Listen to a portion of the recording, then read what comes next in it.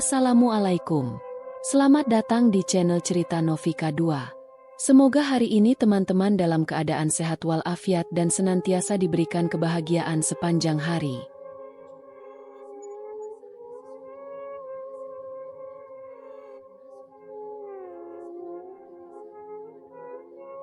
Hidup di Jakarta membuat Dika muak. Bising kendaraan, tenggat pekerjaan, dan pertemanan yang makin terasa basa-basi membuat kepalanya berat setiap bangun pagi. Ia butuh diam, butuh lepas dari rutinitas yang menghimpit dadanya setiap hari. Maka, ia memutuskan mendaki. Sendirian. Pilihan jatuh pada kawasan Pegunungan Dieng, tempat yang sejak dulu ingin ia kunjungi. Bukan hanya karena pemandangannya yang memukau, tapi karena cerita-cerita tua tentang kabut yang tak pernah sepenuhnya pergi dari sana. Kabut yang menyembunyikan rahasia. Kalau mau benar-benar tenang, pilih jalur belakang, kata Pak Darto, pemilik warung di dekat base camp pendakian. Jalur belakang? Tanya Dika. Iya, lewat Pinus Sendang. Sepi. Tapi ya itu, sepi beneran. Nggak banyak yang lewat sana. Itulah yang Dika cari. Kesepian. Ia memulai perjalanan dari sebuah titik kecil yang jarang dilewati pendaki biasa. Jalur itu tak tercantum di aplikasi peta jalur resmi, tapi warga menyebutnya masih aman. Pagi itu, Dika mengenakan jaket gunung hitam, sepatu trekking baru, dan membawa ransel berisi logistik secukupnya untuk 2 hari. Ia hanya memberi kabar pada seorang teman dekat bahwa ia pergi, tanpa detail. Ia pikir, ia hanya ingin menghilang sejenak, bukan untuk selamanya. Langkahnya menyusuri jalur tanah yang basah sisa hujan semalam. Udara segar menusuk paru, dan suara dedaunan yang bergesek di atas kepalanya jadi irama alami yang menenangkan. Hanya ada ia dan alam. Ia berjalan melintasi rimbunan pohon pinus yang menjulang tinggi. Aroma khas getah pinus dan tanah basah memenuhi hidungnya. Semakin masuk, jalur semakin sempit, namun tetap terlihat cukup jelas. Beberapa jam berlalu. Ia duduk sejenak di atas akar pohon besar, meneguk air, mengelap keringat, dan ia tersenyum. Ini yang aku cari. Ketika ia kembali berjalan, kabut mulai turun perlahan. Awalnya hanya tipis, seperti selendang putih yang mengambang rendah. Tapi kemudian, lapis demi lapis kabut itu menebal, menyelimuti pandangan dan memadamkan cahaya matahari yang tadinya menyelinap di antara pepohonan. Langkahnya melambat. Ia memicingkan mata. Jalur masih terlihat. Untuk beberapa puluh meter ke depan. Hening. Tak ada lagi suara burung. Tak ada suara serangga. Yang tersisa hanya napasnya sendiri dan suara detak jantung yang terasa makin jelas. Menjelang sore, Dika mulai gelisah. Jalur yang ia ikuti tadi tiba-tiba menghilang. Tanpa jejak, tanpa pembatas. Tanah di bawah kakinya tampak seperti hutan biasa, tanpa bekas tapak manusia.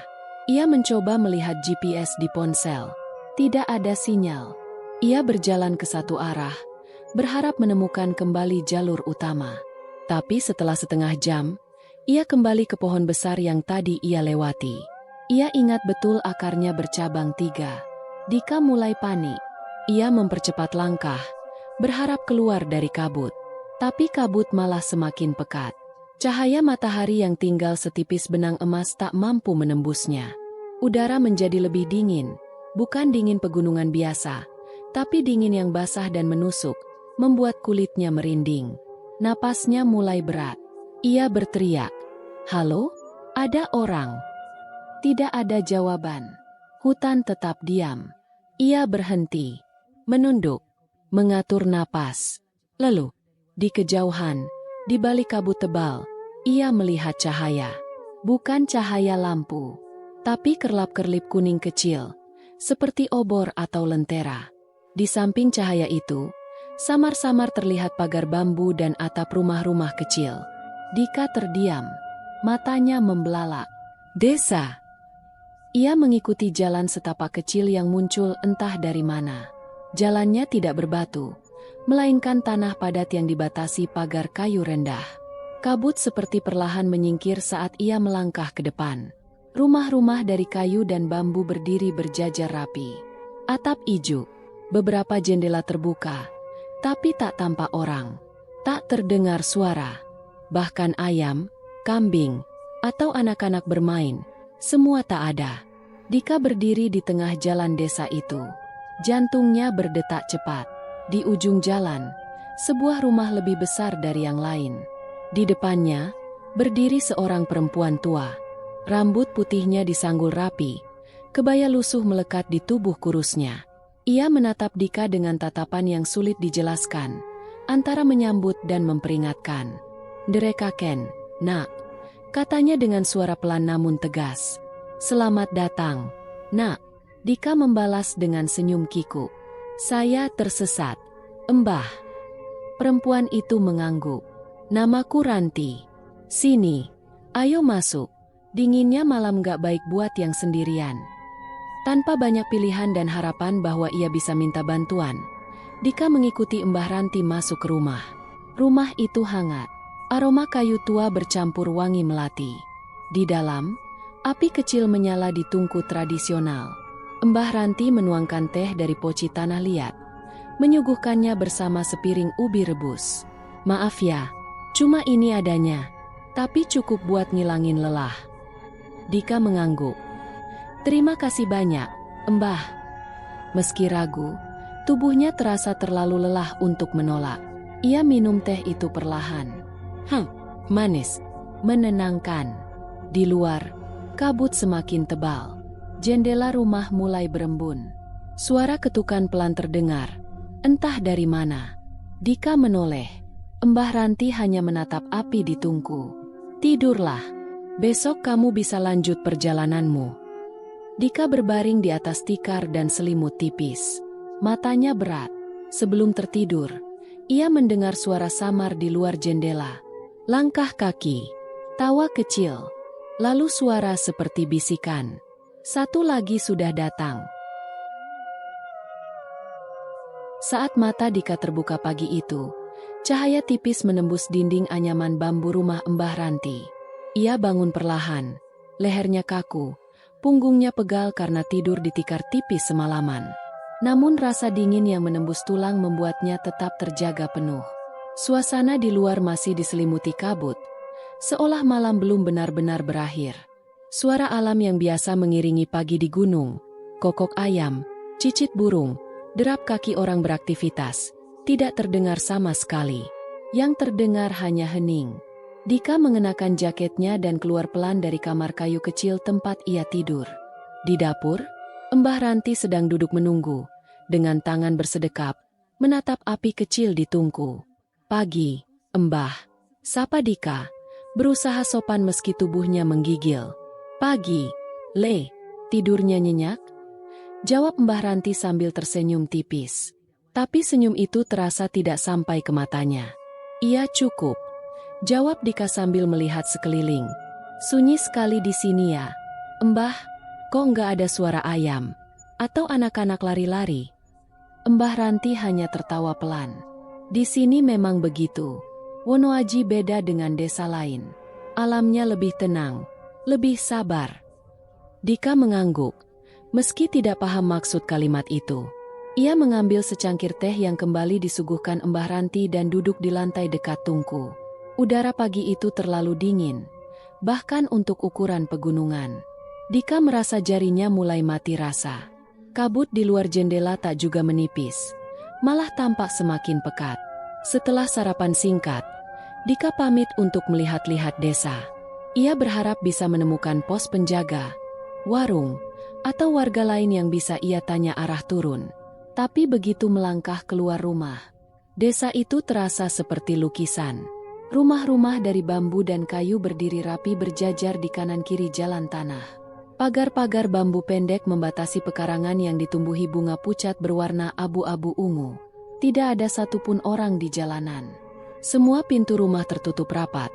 Beberapa bahkan tertutup kain putih dari dalam. Dika berjalan perlahan, menyusuri gang kecil. Ia melihat seorang perempuan muda berdiri di teras rumah ujung, mengenakan kain batik lusuh dan selendang.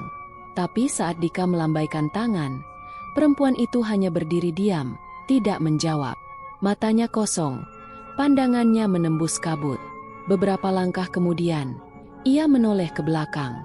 Perempuan itu sudah tidak ada. Jantung Dika mulai berdegup lebih cepat. Ia melangkah lebih jauh, kali ini ke arah yang tampak seperti balai desa. Sebuah bangunan besar dengan tiang kayu tinggi dan atap lebar. Tapi saat ia masuk ke serambinya, ruangan itu kosong. Hanya ada kursi panjang, beberapa wayang rusak tergantung di dinding, dan bau apek yang membuat perutnya mual. Di atas meja panjang di tengah ruangan, ada nampan berisi bunga layu dan semangkuk darah ayam yang sudah mengering. Dika mundur perlahan. Napasnya berat. Tiba-tiba, tempat ini tidak lagi terasa damai. Saat senja kembali turun, Dika memutuskan untuk kembali ke rumah Mbah Ranti. Tapi desa itu tidak seperti pagi tadi. Jalan yang ia lewati seolah berubah posisi. Rumah yang tadi berada di pojok kini ada di tengah. Ia berputar-putar selama hampir 1 jam sampai akhirnya menemukan rumah Mbah Ranti. Dan itu pun karena suara panggilannya yang menggema pelan dari arah tungku. "Masuklah, Le," ucap Mbah Ranti dengan suara rendah. "Kabutnya akan lebih pekat malam ini." Dika duduk dengan tubuh lelah. Mbah Ranti kembali menyuguhkan makanan. Nasi gurih dengan ayam suwir dan sayur asem. Aromanya menggoda, apalagi perut Dika kosong sejak pagi. Namun, sesuatu membuatnya ragu. Ia tidak melihat Mbah Ranti memasak. Dan makanan itu sudah ada di meja saat ia masuk. Mbah Ranti hanya duduk, menatap api. "Makanlah, jangan takut," ujar Mbah Ranti tanpa menoleh. Dika menggigit bibirnya, lalu mulai makan pelan-pelan. Rasa makanan itu nikmat, terlalu nikmat, seperti makanan rumah masa kecilnya. Namun perutnya mulai terasa aneh setelah beberapa suapan. Bukan sakit tapi hangat dan berat. Seolah tubuhnya sedang ditarik ke tempat yang lain. Ia berhenti makan. Mbah Ranti masih menatap api. Tapi kali ini bibirnya bergerak pelan. Ia seperti merapalkan sesuatu. Tapi terlalu lirih untuk didengar jelas. Dika bangkit dan pamit untuk beristirahat lebih awal. Mbah Ranti hanya mengangguk. Malam turun. Kabut masuk dari celah jendela dan retakan dinding. Dika menarik selimut tipis hingga ke dagu. Namun tubuhnya tetap menggigil. Suara-suara mulai terdengar. Langkah kaki di luar. Pelan, teratur, berputar mengelilingi rumah. Ketukan di jendela. Kali, 2 kali, 3 kali. Dika membuka mata, menahan napas. Bisikan. Namanya disebut. Pelan, serak, seperti diucapkan oleh mulut yang basah. "Dika, Dika." Arep menyang endi, Dika. Ia menutup telinga, mencoba mengabaikan. Tapi suara itu semakin dekat. Ia memberanikan diri mengintip dari celah jendela. Matanya menembus kabut. Dan ia melihatnya. Bayangan-bayangan hitam. Bentuknya seperti manusia. Tapi tinggi tak wajar. Tubuhnya ramping dan lehernya panjang. Tapi yang paling mengerikan, mata mereka merah menyala, bersinar di tengah kabut seperti bara dalam bara api. Mereka berjalan perlahan mengelilingi rumah Mbah Ranti. Dika menutup jendela dengan cepat, menahan napas. Dari luar, suara mereka terdengar seperti paduan suara pelan yang menggumamkan namanya berkali-kali. "Dika, Dika, Dika." Ia menutup telinga dan merapatkan tubuh. Tapi suara itu masuk ke dalam kepalanya, menyusup seperti asap. Dan untuk sesaat, ia lupa nama belakangnya. Menjelang subuh, suara itu hilang. Dika terbangun dengan keringat dingin membasahi tubuh. Ia membuka pintu kamar dan mendapati Mbah Ranti duduk menghadap jendela, dengan punggung membungkuk dan tangan bersedekap. "Sudah pagi, Le," katanya tanpa menoleh. Tapi belum waktunya pulang. Dika ingin bertanya apa maksudnya, tapi tenggorokannya kering. Ia menatap makanan yang masih tersisa di meja makan. Makanan itu belum disentuh. Padahal tadi malam, ia yakin sudah memakannya. Bab ini diakhiri dengan Dika menatap bayangan wajahnya di cermin kecil yang tergantung di dinding. Matanya sendiri tampak lebih gelap. Bibirnya kering. Dan dari luar rumah, kabut masih belum pergi, seolah Wono Aji belum ingin melepasnya. Pagi datang tanpa suara. Langit di atas desa Wonoaji tetap kelabu. Kabut menyelimuti atap-atap rumah seperti tirai yang tak pernah ditarik. Dika terbangun dengan kepala berat. Tubuhnya lunglai seolah semalaman ia berlari dalam mimpi buruk. Ia duduk di tepi tikar, menatap ke sekeliling. Ruangan yang kemarin terasa hangat kini tampak lebih dingin, lebih kelam. Api di tungku sudah padam, dan tak terdengar suara Mbah Ranti di dapur seperti biasanya. Dika berdiri, berjalan ke ruang utama. Di atas meja, masih ada sepiring nasi dengan ayam suwir dan semangkuk sayur asem, makanan yang sama persis seperti malam sebelumnya. Masih utuh, tidak tersentuh. Padahal ia yakin ia sudah memakannya. Tangannya meraih sendok, lalu berhenti. Sesuatu terasa salah. Matanya membelalak. Sendok itu sudah kotor. Ada bekas nasi kering di ujungnya. Tubuhnya bergetar. Ia mengingat kembali aroma makanan, rasa manis hangat teh, dan suara di luar jendela. Tapi sekarang pikirannya berkabut. Apa benar ia makan malam itu? Atau hanya ilusi? Atau mimpi? Ia menggenggam sisi meja untuk menenangkan diri, lalu memutuskan keluar. Di luar, desa masih seperti kemarin, tapi terasa lebih kosong. Dika berjalan menyusuri jalan tanah dengan langkah hati-hati. Beberapa rumah terbuka sedikit, tapi tak ada yang keluar. Ia mendengar suara samar dari dalam rumah-rumah itu. Doa, bisikan, atau hanya suara angin yang meniru percakapan? Akhirnya, ia melihat seorang laki-laki tua sedang duduk di teras rumah, membelah kayu. Dika mendekat dengan hati-hati. "Permisi, Pak, saya mau tanya, jalan keluar dari desa ini ke arah base camp pendakian kemana ya?" Laki-laki itu tidak menjawab. Ia terus membelah kayu tanpa henti. Wajahnya menghadap ke bawah. Suaranya lirih ketika akhirnya ia bicara. "Sudah telat, sudah telat, sudah telat." Dika mencoba mengulang pertanyaannya. Tapi pria itu hanya mengulang kata yang sama, seolah sedang membaca doa dengan mulut terbakar. "Pak!" Dika mendekat. Tapi lelaki itu tak punya bayangan. Saat Dika menoleh, warga lain tiba-tiba muncul di ujung jalan. 2 perempuan membawa keranjang. 1 anak kecil berdiri diam menatapnya dari kejauhan. Tak satu pun dari mereka mau menatap langsung ke matanya. Dan saat mereka bicara, mulut mereka bergerak, tapi suara mereka datang dari arah lain. Seperti gema, seperti dari dalam dada sendiri. Kepala Dika berdenyut. Kakinya terasa ringan, seperti berjalan tanpa pijakan. Ia berlari, menyusuri gang, mencoba mencari jalan keluar dari desa. Kanan, kiri, lurus, balik arah. Tapi semua jalan mengarah ke tempat yang sama. Rumah Mbah Ranti. Tak peduli seberapa jauh ia berjalan, ia selalu kembali ke titik semula. Ia mencoba meninggalkan jejak dengan mematahkan ranting, menandai dinding rumah dengan batu. Tapi ketika ia kembali ke titik awal, tanda-tanda itu hilang. Ia kembali berdiri di depan rumah kayu itu. Nafasnya ngos-ngosan. Keringat dingin membasahi pelipis. Pintu rumah terbuka sedikit. Di dalam, Mbah Ranti berdiri di dekat tungku, menatapnya. Matanya lebih tajam dari sebelumnya. Senyumnya tipis, namun kali ini penuh pengetahuan. "Kau sudah terikat," katanya lirih. Tapi terdengar jelas di kepala Dika. "Tubuhmu belum, tapi namamu sudah." Dika membeku. "Apa maksudnya, Mbah?" Perempuan tua itu melangkah perlahan ke arahnya. "Nama adalah pintu. Ketika kau menyebutkan nama di tempat ini, kau memberikan kunci untuk membuka pintu jiwamu. Dan saat kau makan, kau memberi izin untuk mereka mengetuk."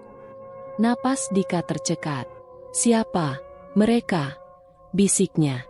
"Yang hidup dari tumbal.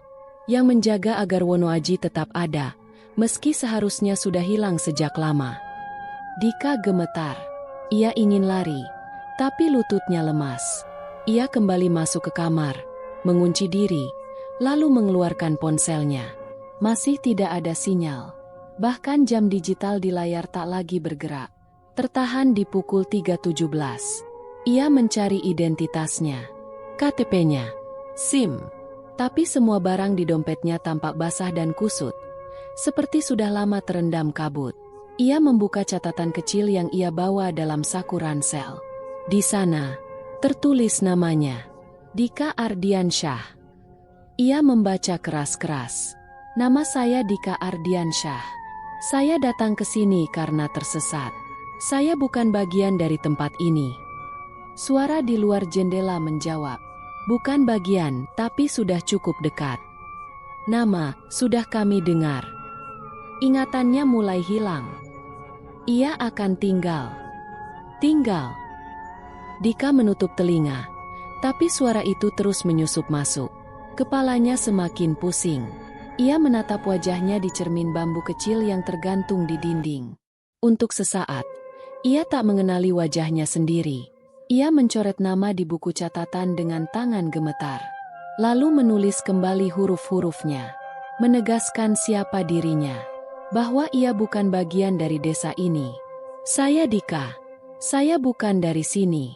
Saya harus pulang. Jangan lupakan siapa dirimu. Jangan makan. Jangan dengar. Jangan lupa. Malam kembali turun. Dan kali ini, dari jendela, warga desa tidak lagi bersembunyi. Mereka berdiri diam dalam kabut, mengelilingi rumah Mbah Ranti. Mereka tidak menyerang, tidak bergerak, hanya dengan mata kosong. Beberapa dengan mata menyala merah, sambil bergumam seperti doa yang dibalik. Dika, Kadi, siapa namamu? Apa masih kau ingat? Bab ini ditutup dengan Dika duduk membelakangi dinding, mencengkeram catatan kecilnya seperti nyawa. Di sekelilingnya, kabut menebal, suara menyatu, dan garis antara nyata dan tidak mulai menghilang. Malam itu Dika tidak tidur. Ia duduk di sudut kamar dengan tubuh berselimutkan kabut dingin yang terus merayap dari celah lantai. Matanya sembab.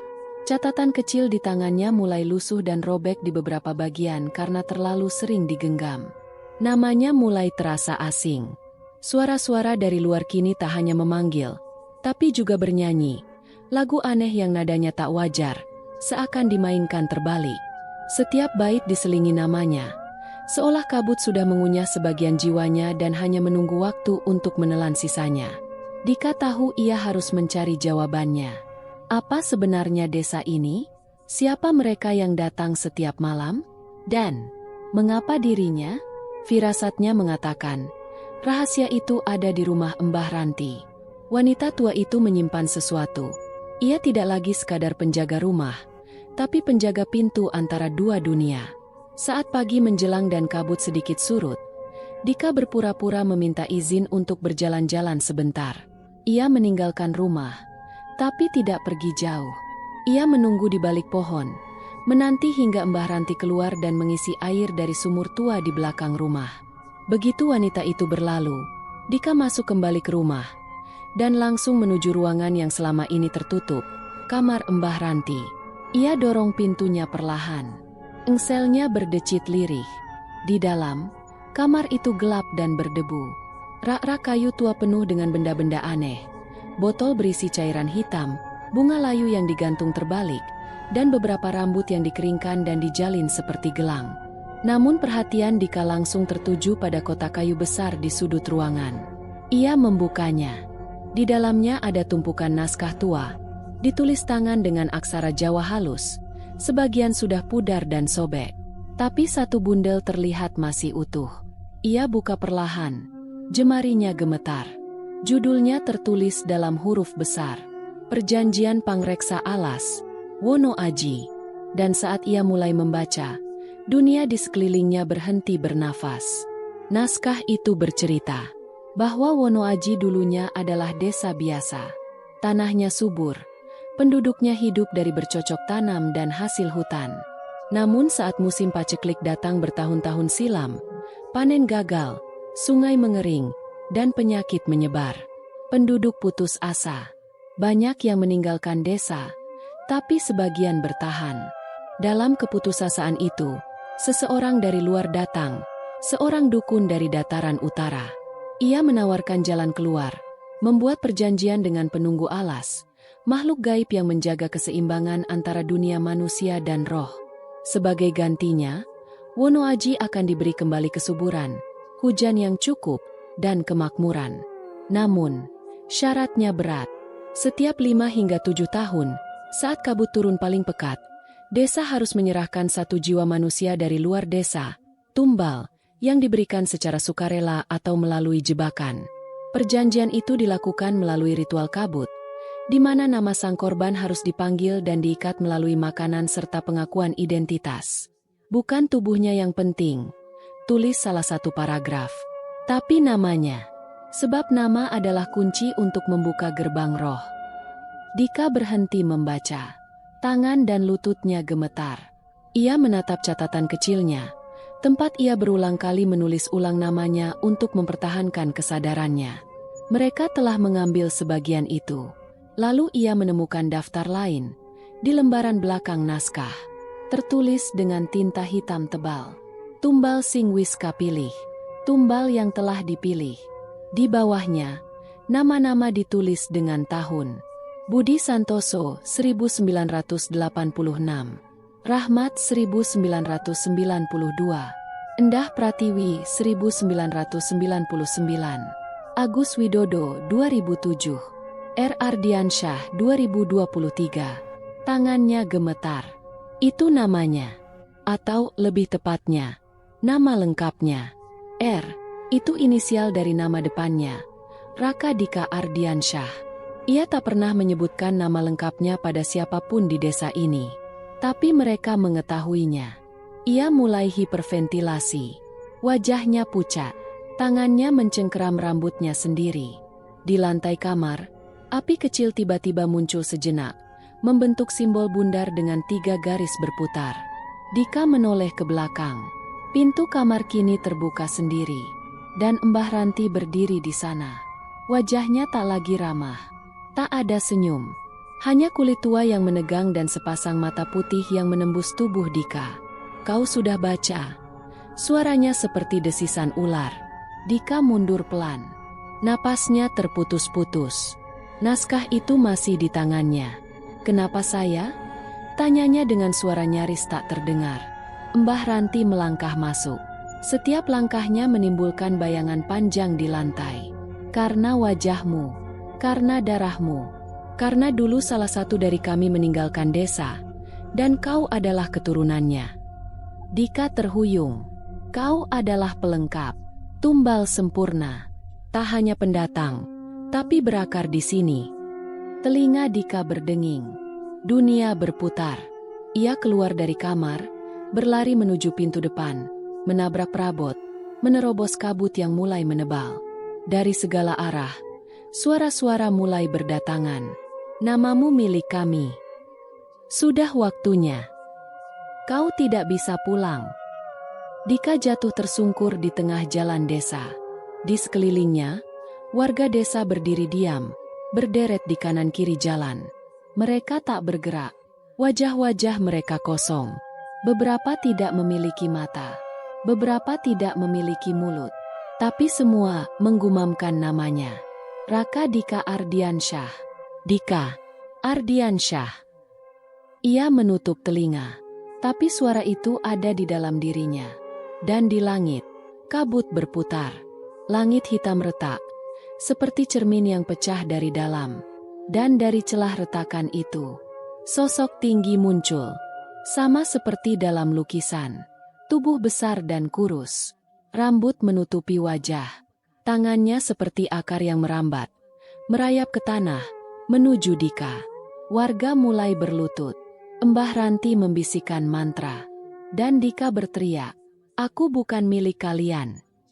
Bab ini diakhiri dengan Dika terbangun keesokan harinya. Tubuhnya lemas di tengah jalan desa. Kabut surut, tapi tidak ada siapa-siapa. Dan di sakunya, naskah itu masih ada. Namun, nama terakhir di daftar itu tercoret, diganti satu nama baru. RDK ditolak, masih melawan. Malam itu Dika tidak tidur. Ia duduk di sudut kamar dengan tubuh berselimutkan kabut dingin yang terus merayap dari celah lantai. Matanya sembab. Catatan kecil di tangannya mulai lusuh dan robek di beberapa bagian karena terlalu sering digenggam. Namanya mulai terasa asing. Suara-suara dari luar kini tak hanya memanggil, tapi juga bernyanyi. Lagu aneh yang nadanya tak wajar, seakan dimainkan terbalik. Setiap bait diselingi namanya, seolah kabut sudah mengunyah sebagian jiwanya dan hanya menunggu waktu untuk menelan sisanya. Dika tahu ia harus mencari jawabannya. Apa sebenarnya desa ini? Siapa mereka yang datang setiap malam? Dan mengapa dirinya? Firasatnya mengatakan, rahasia itu ada di rumah Mbah Ranti. Wanita tua itu menyimpan sesuatu. Ia tidak lagi sekadar penjaga rumah, tapi penjaga pintu antara dua dunia. Saat pagi menjelang dan kabut sedikit surut, Dika berpura-pura meminta izin untuk berjalan-jalan sebentar. Ia meninggalkan rumah, tapi tidak pergi jauh. Ia menunggu di balik pohon, menanti hingga Mbah Ranti keluar dan mengisi air dari sumur tua di belakang rumah. Begitu wanita itu berlalu, Dika masuk kembali ke rumah, dan langsung menuju ruangan yang selama ini tertutup, kamar Mbah Ranti. Ia dorong pintunya perlahan. Engselnya berdecit lirih. Di dalam, kamar itu gelap dan berdebu. Rak-rak kayu tua penuh dengan benda-benda aneh. Botol berisi cairan hitam, bunga layu yang digantung terbalik, dan beberapa rambut yang dikeringkan dan dijalin seperti gelang. Namun perhatian Dika langsung tertuju pada kotak kayu besar di sudut ruangan. Ia membukanya. Di dalamnya ada tumpukan naskah tua, ditulis tangan dengan aksara Jawa halus. Sebagian sudah pudar dan sobek, tapi satu bundel terlihat masih utuh. Ia buka perlahan, jemarinya gemetar. Judulnya tertulis dalam huruf besar, Perjanjian Pangreksa Alas, Wono Aji. Dan saat ia mulai membaca, dunia di sekelilingnya berhenti bernafas. Naskah itu bercerita bahwa Wono Aji dulunya adalah desa biasa. Tanahnya subur, penduduknya hidup dari bercocok tanam dan hasil hutan. Namun saat musim paceklik datang bertahun-tahun silam, panen gagal, sungai mengering, dan penyakit menyebar. Penduduk putus asa. Banyak yang meninggalkan desa, tapi sebagian bertahan. Dalam keputusasaan itu, seseorang dari luar datang, seorang dukun dari dataran utara. Ia menawarkan jalan keluar, membuat perjanjian dengan penunggu alas, makhluk gaib yang menjaga keseimbangan antara dunia manusia dan roh. Sebagai gantinya, Wono Aji akan diberi kembali kesuburan, hujan yang cukup, dan kemakmuran. Namun, syaratnya berat. Setiap 5 hingga 7 tahun, saat kabut turun paling pekat, desa harus menyerahkan satu jiwa manusia dari luar desa, tumbal, yang diberikan secara sukarela atau melalui jebakan. Perjanjian itu dilakukan melalui ritual kabut, di mana nama sang korban harus dipanggil dan diikat melalui makanan serta pengakuan identitas. Bukan tubuhnya yang penting, tulis salah satu paragraf, tapi namanya. Sebab nama adalah kunci untuk membuka gerbang roh. Dika berhenti membaca. Tangan dan lututnya gemetar. Ia menatap catatan kecilnya, tempat ia berulang kali menulis ulang namanya untuk mempertahankan kesadarannya. Mereka telah mengambil sebagian itu. Lalu ia menemukan daftar lain, di lembaran belakang naskah. Tertulis dengan tinta hitam tebal. Tumbal sing wis kapilih. Tumbal yang telah dipilih. Di bawahnya, nama-nama ditulis dengan tahun. Budi Santoso 1986, Rahmat 1992, Endah Pratiwi 1999, Agus Widodo 2007, R. Ardiansyah 2023. Tangannya gemetar. Itu namanya. Atau lebih tepatnya, nama lengkapnya. R. Itu inisial dari nama depannya, Raka Dika Ardiansyah. Ia tak pernah menyebutkan nama lengkapnya pada siapapun di desa ini. Tapi mereka mengetahuinya. Ia mulai hiperventilasi. Wajahnya pucat. Tangannya mencengkeram rambutnya sendiri. Di lantai kamar, api kecil tiba-tiba muncul sejenak, membentuk simbol bundar dengan 3 garis berputar. Dika menoleh ke belakang. Pintu kamar kini terbuka sendiri. Dan Mbah Ranti berdiri di sana. Wajahnya tak lagi ramah. Tak ada senyum. Hanya kulit tua yang menegang dan sepasang mata putih yang menembus tubuh Dika. Kau sudah baca? Suaranya seperti desisan ular. Dika mundur pelan. Napasnya terputus-putus. Naskah itu masih di tangannya. "Kenapa saya?" tanyanya dengan suara nyaris tak terdengar. Mbah Ranti melangkah masuk. Setiap langkahnya menimbulkan bayangan panjang di lantai. "Karena wajahmu. Karena darahmu. Karena dulu salah satu dari kami meninggalkan desa. Dan kau adalah keturunannya." Dika terhuyung. "Kau adalah pelengkap. Tumbal sempurna. Tak hanya pendatang, tapi berakar di sini." Telinga Dika berdenging. Dunia berputar. Ia keluar dari kamar, berlari menuju pintu depan, menabrak perabot, menerobos kabut yang mulai menebal. Dari segala arah, suara-suara mulai berdatangan. "Namamu milik kami. Sudah waktunya. Kau tidak bisa pulang." Dika jatuh tersungkur di tengah jalan desa. Di sekelilingnya, warga desa berdiri diam, berderet di kanan kiri jalan. Mereka tak bergerak. Wajah-wajah mereka kosong. Beberapa tidak memiliki mata. Beberapa tidak memiliki mulut. Tapi semua menggumamkan namanya. Raka Dika Ardiansyah. Dika Ardiansyah. Ia menutup telinga. Tapi suara itu ada di dalam dirinya. Dan di langit, kabut berputar. Langit hitam retak, seperti cermin yang pecah dari dalam. Dan dari celah retakan itu, sosok tinggi muncul. Sama seperti dalam lukisan. Tubuh besar dan kurus. Rambut menutupi wajah. Tangannya seperti akar yang merambat. Merayap ke tanah, menuju Dika. Warga mulai berlutut. Mbah Ranti membisikkan mantra. Dan Dika berteriak, "Aku bukan milik kalian." Bab ini diakhiri dengan Dika terbangun keesokan harinya. Tubuhnya lemas di tengah jalan desa. Kabut surut, tapi tidak ada siapa-siapa. Dan di sakunya, naskah itu masih ada. Namun, nama terakhir di daftar itu tercoret, diganti satu nama baru. Dika ditolak, masih melawan. Udara malam di Wonoaji bukan hanya dingin, ia menggigit. Kabut menebal seperti lautan yang naik perlahan menelan dataran. Dika berdiri di tengah jalan desa yang kini kosong. Rumah-rumah di kiri kanannya hening, dan tidak satupun lampu menyala. Namun ia tahu, mata-mata itu mengawasinya. Nafasnya memburu, tubuhnya masih lemah setelah kejadian semalam. Naskah kuno yang ia ambil dari rumah Mbah Ranti kini diselipkan di balik jaketnya, terbungkus plastik seadanya. Langkah pertama ia ambil, dan begitu kakinya menyentuh tanah basah desa, suara itu datang kembali.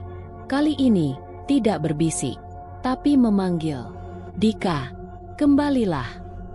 Suara itu bukan dari satu arah, tapi dari segala arah. Dari balik dinding, dari bawah tanah, dari sela atap rumah, dari dalam kabut itu sendiri. Lalu, ia melihatnya. Warga desa. Mereka berdiri diam di ujung jalan.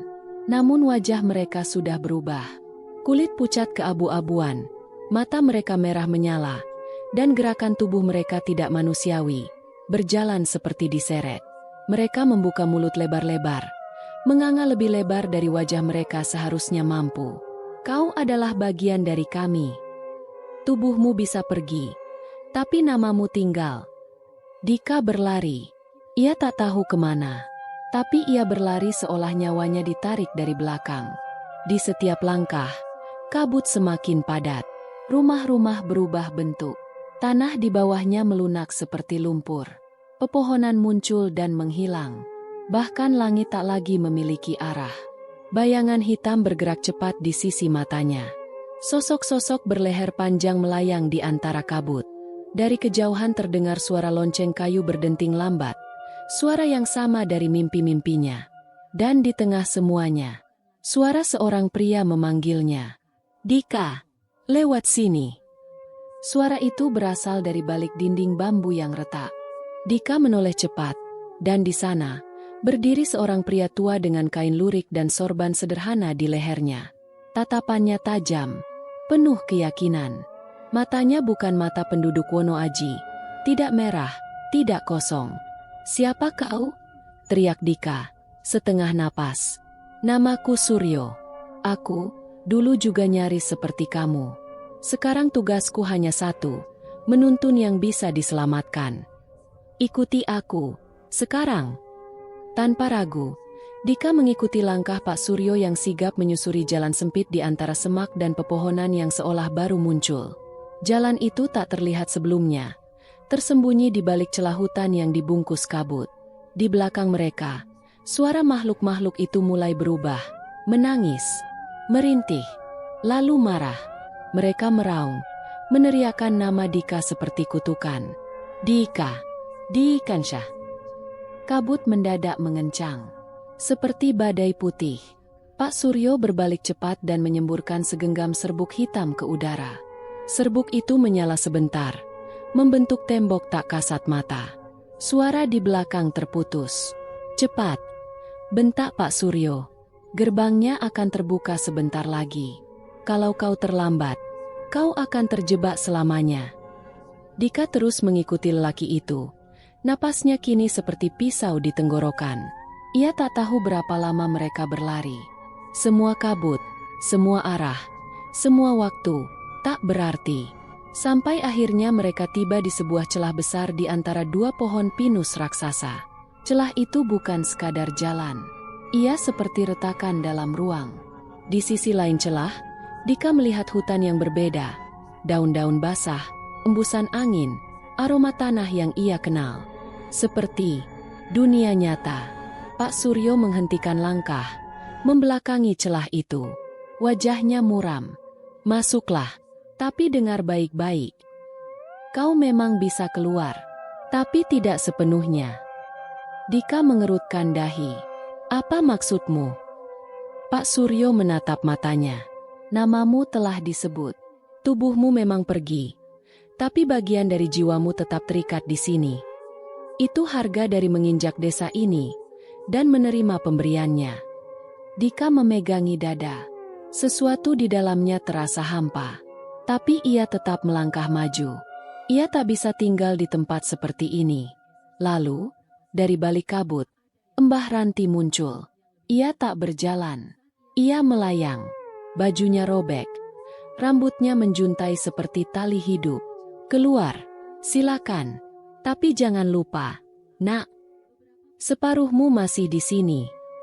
Dan kami sabar menunggu. Wajahnya tak lagi manusia. Hanya kulit yang menempel pada tulang. Dan mata putih menyala dalam lubang hitam. Pak Suryo menepuk punggung Dika. Pergilah sekarang. Dengan satu tarikan napas, Dika melangkah ke dalam celah cahaya. Dan dunia berubah. Ia terjatuh di tanah yang keras. Angin menerpa wajahnya. Langit cerah mendung. Mendung normal. Tidak ada kabut. Tidak ada bayangan. Ia di luar. Hutan itu nyata. Tanahnya basah. Ranting patah. Ia mendengar suara burung. Jauh di bawah sana, samar-samar, ia melihat atap rumah warga, base camp. Dika menangis. Tangis lepas yang lama ditahan. Ia menggapai tasnya. Di dalamnya, naskah tua dari Wono Aji masih ada. Tapi catatan kecilnya, yang berisi namanya, hilang. Ia menyentuh wajah. Keringat, air mata, dingin yang nyata. Tapi jauh di dalam dirinya, ada suara yang masih berbisik. Halus, teratur, tak lelah. Dika, kau akan kembali. Sebab separuhmu masih milik kami. Matahari baru saja naik saat Dika melangkah keluar dari batas terakhir hutan. Kakinya gemetar, tubuhnya lemah, dan pikirannya seperti kabur oleh mimpi panjang yang belum selesai. Langkahnya goyah, namun tanah di bawahnya kini padat. Tidak lagi lunak seperti lumpur kabut. Ia mengikuti jalur tanah berliku menurun, dan setelah menembus semak terakhir, ia melihatnya. Plang kayu bertuliskan, Base Camp Giriwangsa. Dika hampir tak percaya. Ia menuruni bukit itu. Tangannya menahan batang pohon untuk tetap tegak. Tubuhnya penuh luka lecet. Jaketnya sobek. Nafasnya berat. Di bawah, dua orang penduduk sedang menebang ranting di dekat pos registrasi. Saat melihat sosok Dika yang muncul dari arah yang salah, Bukan jalur resmi, mereka saling pandang dengan wajah terkejut. Mas, dari mana? Teriak salah satunya sambil berlari menghampiri. Dika tidak menjawab. Ia hanya mengangkat tangan, menunjukkan bahwa ia masih hidup. Tubuhnya limbung, hampir jatuh. Namanya siapa? Dari kelompok mana? Tanya warga yang lain, cemas. Dika menunduk, mencoba bicara, lalu ragu. Ia harus mengingat. Dika, Raka Dika Ardiansyah. Suara itu pelan, nyaris seperti pertanyaan pada diri sendiri. Warga segera membantunya menuju pos pendakian. Ia dibaringkan di bel bambu. Segelas air hangat disodorkan, tapi ia menolaknya secara refleks. Ia tak mau makan atau minum dari tangan orang asing. Tidak lagi. Beberapa jam kemudian, saat tubuhnya sedikit pulih, datang seorang pria parubaya berjubah hitam lurik dengan tongkat kayu ukiran di tangan. Wajahnya tenang, matanya tajam, dan aura tubuhnya seperti membawa ketenangan di tengah kekacauan. Namaku Pak Suryo, ujarnya. Aku juru kunci jalur Watulung. Kau bertemu aku, tapi di tempat yang berbeda. Dika menatap pria itu, terkejut. Saya kenal suara Anda. Pak Suryo mengangguk. Benar. Aku yang memandumu keluar. Tapi bukan dari sini. Dari lorong antara dunia, yang dijaga oleh Wono Aji. Dika meneguk ludah. Jadi, semua itu nyata. Pak Suryo duduk di sampingnya. Wono Aji adalah desa yang hilang.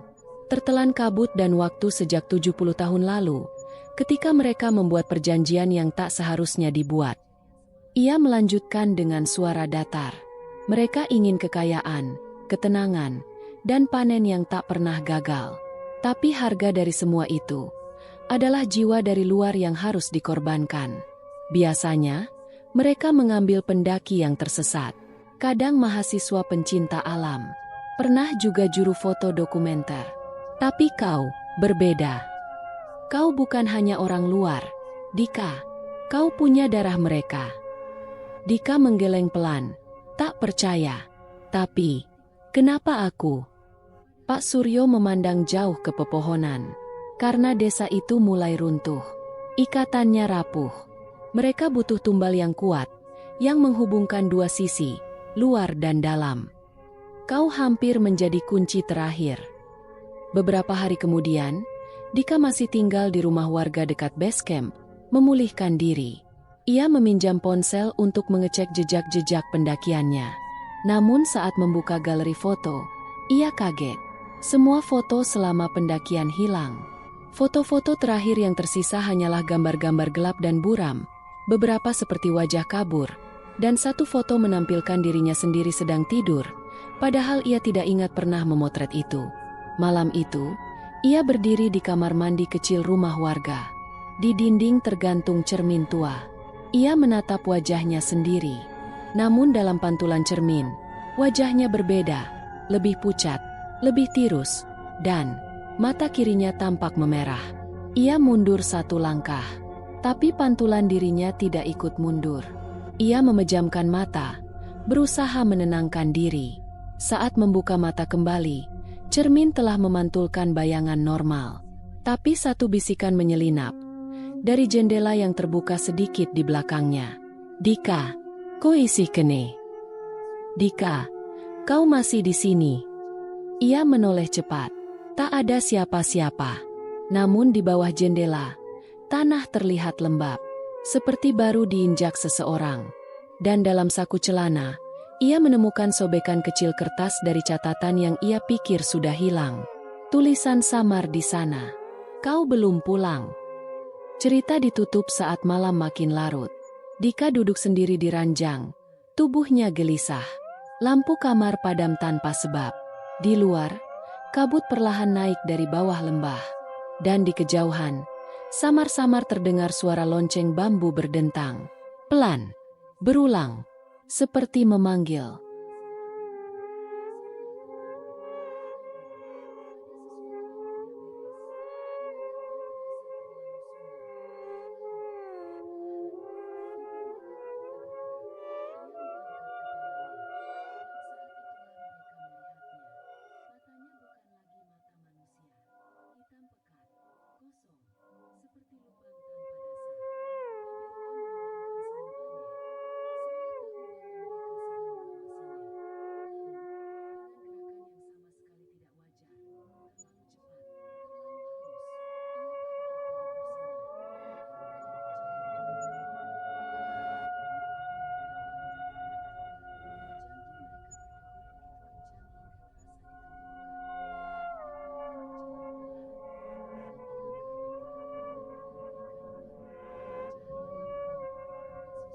Demikian cerita hari ini. Semoga teman-teman dapat terhibur dan dapat mengambil hikmah kebaikan isi di dalamnya. Jangan lupa juga bagikan cerita ini kepada teman-teman yang lain agar mereka juga bisa mendapatkan hiburan yang sama. Mohon maaf apabila ada kesalahan kata dan ucapan kami dalam membacakan cerita ini. Terima kasih dan wassalamualaikum.